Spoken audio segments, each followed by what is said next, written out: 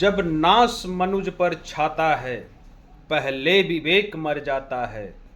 हरि ने भीषण हुंकार किया, अपना स्वरूप विस्तार किया। डगमग डगमग दिग्गज डोले, भगवान कुपित होकर बोले। जंजीर बढ़ा कर साध मुझे, हाँ हाँ दुर्योधन बांध मुझे। यह देख गगन मुझ में लय है, यह देख पवन मुझ में लय है। मुझ में विलीन झंकार सकल, मुझ में लय है संसार सकल। जय श्री राम। मैं विपिन सिंह, हिंदू एकता समिति से। कांग्रेस ने भारत सरकार से 4 सवाल किए हैं। अभी जो मैंने कविता पढ़ा है वो कविता हमारे विपक्षी दलों के ऊपर है, इसलिए आप लोग ध्यान से सुनिए कि कांग्रेस ने जो सवाल किया है कि पहलगाम के आतंकी कहाँ हैं, ये उनका पहला सवाल है।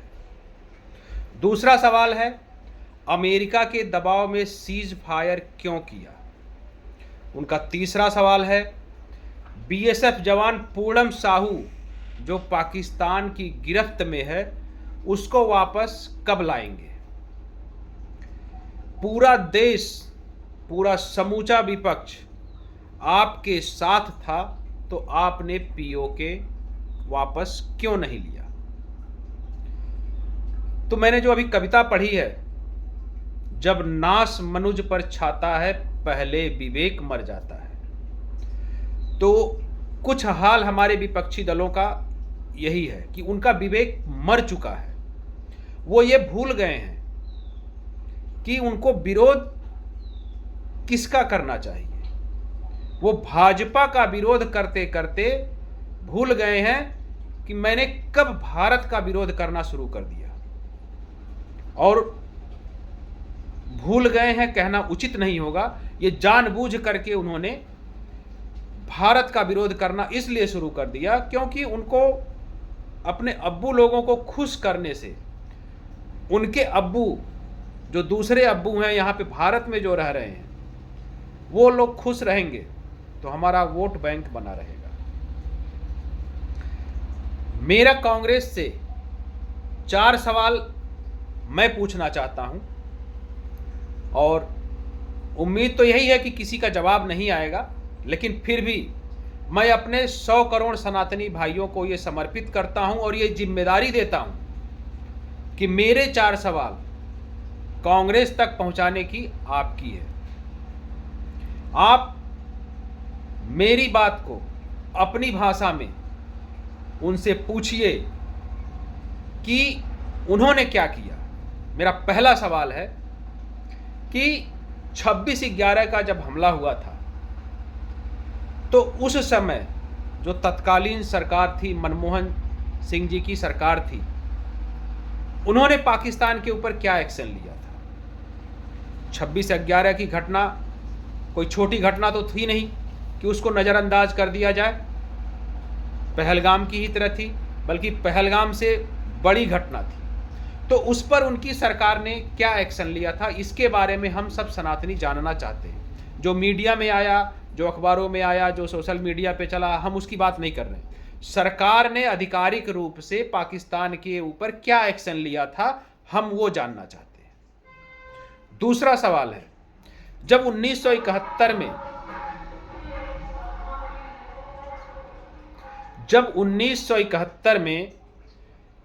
93,000 सैनिक और लगभग 3,000 उनके कुछ सैन्य अधिकारी हमारी भारतीय सेना की गिरफ्त में थे,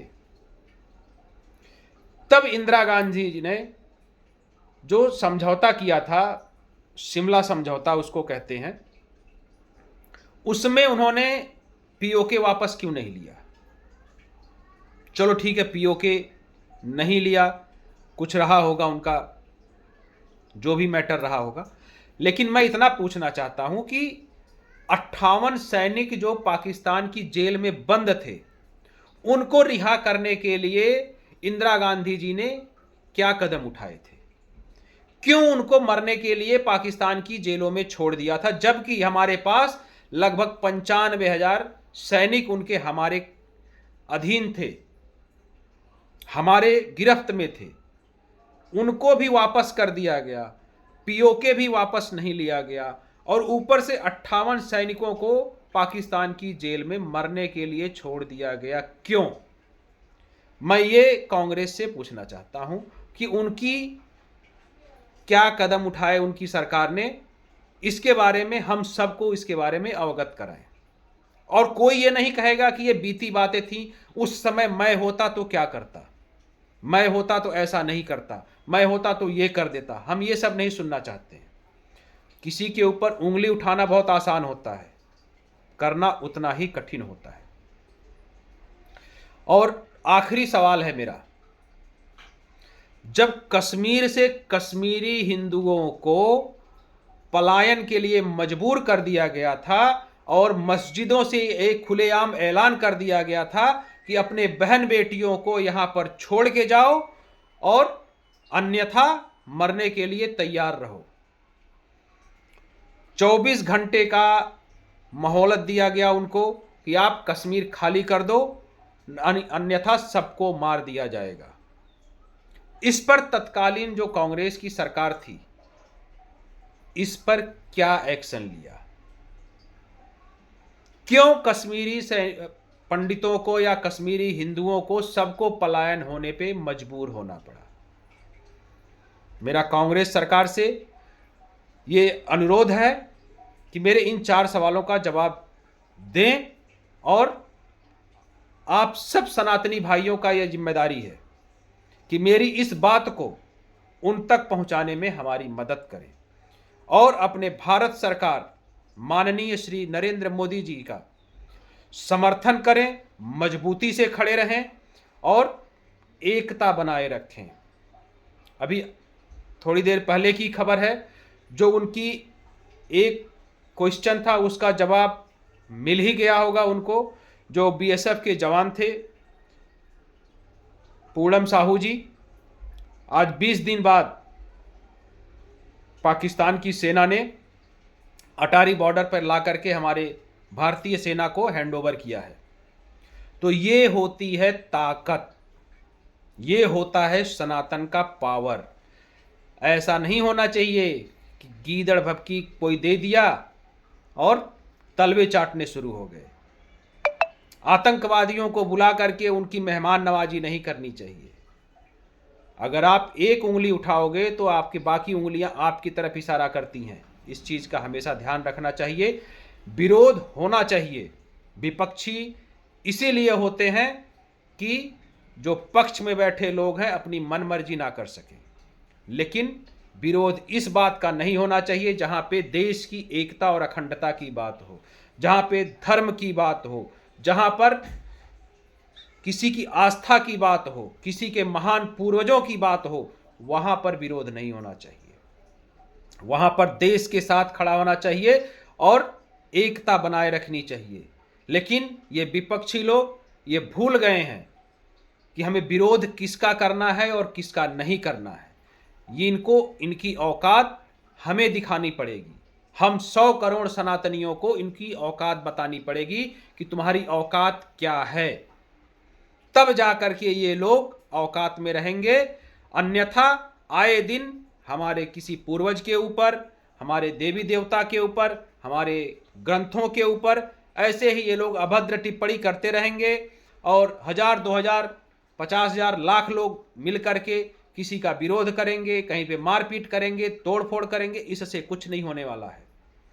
हम एक हो जाएंगे। कोई माई का लाल पैदा नहीं हुआ है, चाहे वो सरकार में हो और चाहे वो विपक्ष में हो, चाहे कहीं भी हो। अगर बोल करके निकल जाए तो बता देना उस समय। सबसे बड़ा उदाहरण आप लोगों को इससे भी लेना चाहिए कि जो एक विशेष समुदाय है उनमें एकता है। उनके किसी भी जो वो लोग पूजते हैं, उनके किसी के भी ऊपर अगर कोई एक शब्द भी बोल देता है तो यहां से लेकर के विदेश तक पूरा तांडव मच जाता है। क्यों मच जाता है? क्योंकि उनमें एकता है। वो ये नहीं देखते हैं कि ये मेरा पड़ोसी है तो उसमें क्या है क्या नहीं है, हमारे में मतभेद है, ये मेरे साथ है कि नहीं है, उससे कोई लेना देना नहीं है उनका। उनके लिए उनका धर्म सर्वोपरि है, तो हमारे लिए भी हमारा धर्म सर्वोपरि होना चाहिए। हम 100 करोड़ सनातनी हैं, अपने देश और धर्म के लिए हमेशा सदैव खड़ा होना पड़ेगा और एकता बना करके अपनी एक राय से, एक विचार से देश के साथ और अपने धर्म के साथ खड़ा होना पड़ेगा। तब जा करके हम किसी को उसकी औकात बता सकते हैं। नहीं तो भाइयों, आप लोग देख ही रहे हो कि मुर्शिदाबाद में क्या हुआ है, आसाम में क्या हो रहा है, केरल में क्या हो रहा है, गुजरात में क्या हो रहा है, उत्तर प्रदेश में क्या हो रहा है। देश के कोने कोने में हिंदू विरोधी गतिविधियां कैसे चल रही हैं, ये सबको पता है। हम सबको पता है कि आने वाले भविष्य में 2047 में सामने वाले की क्या नीति है, क्या रणनीति है, सबको पता है, लेकिन इस पे कोई बात नहीं करता है। हमें उसको ध्यान में रख करके सब कुछ भूल करके एकता बनाए रखनी है। इसलिए आखिरी में कहता हूं, जागरूक हिंदू, मजबूत हिंदू। जय श्री राम।